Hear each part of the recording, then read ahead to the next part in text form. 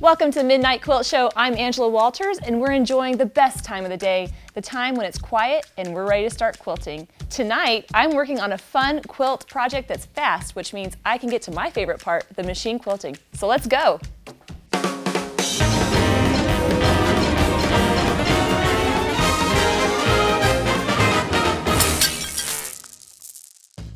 So I have my pre-cut 5-inch squares. I've picked out my background color that's really going to show off my quilting, and all that's left to do is to crack this open and start arranging my 4-patch. I'm going to make this as scrappy as I can because I love the fun of just picking up colors and putting them together. So each block is going to use one of my background fabrics, and I'm going to randomly pick 3 other solids. So the basic block is just a 4-patch, which means I can get to sewing really quickly. Now for some mindless sewing. To get the free pattern or the supplies I use, click the I, or it's down there in the description box. Now my 4-patch is almost completed. I have to remind myself, the scrappier the better. There's my basic 4-patch block. Now to do it 50 more times.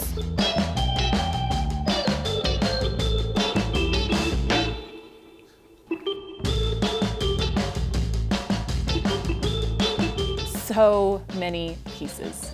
That was a quilty pun. Next, I'm going to iron these all out and see what I've got. So I may have exaggerated just a bit. I didn't need 50 blocks, I only needed 16. So after a lot of chain piecing and a few snacks, I'm ready to start laying out the first couple rows of the quilt. Now what I'm doing is I'm laying them out in a random order, but I'm arranging it so that the white blocks are away from each other. And you'll see in a second how it comes together and makes almost like a plus block. I don't like those purples next to each other. Let's put this one right over here.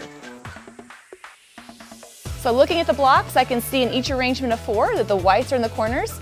I'm feeling good. Now to put some sashing in between these blocks with that background color. Great, I'm gonna refill my popcorn bowl and get to sewing.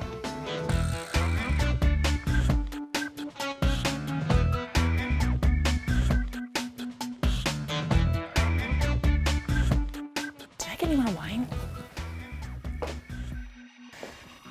Okay, we're good. We're good.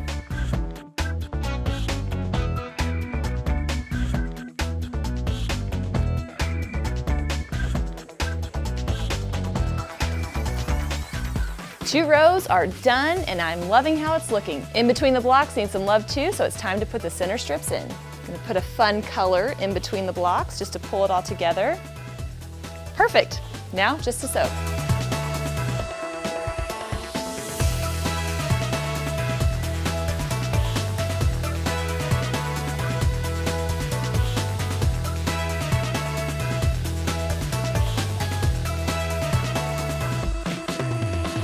One last strip to sew in, but I have to say I am totally digging these white cornerstones in the sashing.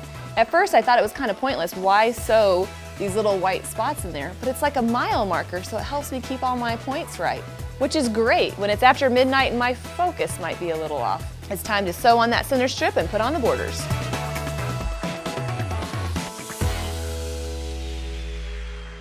This pattern calls for a pieced border, which I'm working on right now. It uses 4 of these pre-cut 5-inch squares, 2 groups of them, and I'm going to sew them with a piece of the background fabric in between. Which is really handy because if I made a 4-patch square that turned out wrong, I could just use it for this. If I made it wrong, but who's saying that I actually did make it wrong? Now I need to make another one with only 3 5-inch squares.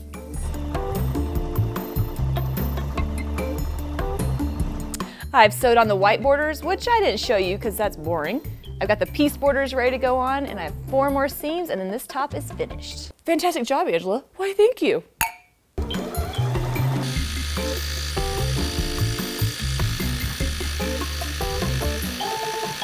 And this top is complete. See, I'm glad there's no shame in my game. Tonight for the machine quilting, I'm changing things up by using my walking foot and my free motion quilting foot. And if you know me at all, that's crazy. Starting from one point of the block, I'm gonna quilt a line directly across to the other side. Okay, so I went all the way up to the side and I'm gonna echo down onto the other side.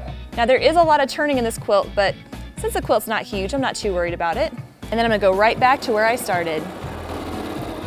And because I like a lot of quilting, in fact I love to quilt things to death, I'm going to go ahead and echo inside of that shape by quilting another little wedge.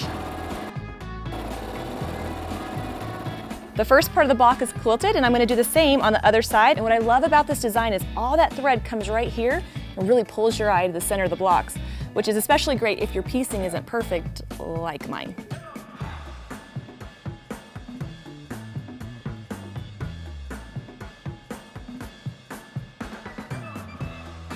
All right, halfway done. I've got two big beautiful wedges, but I have the center part to fill, so we get right to it.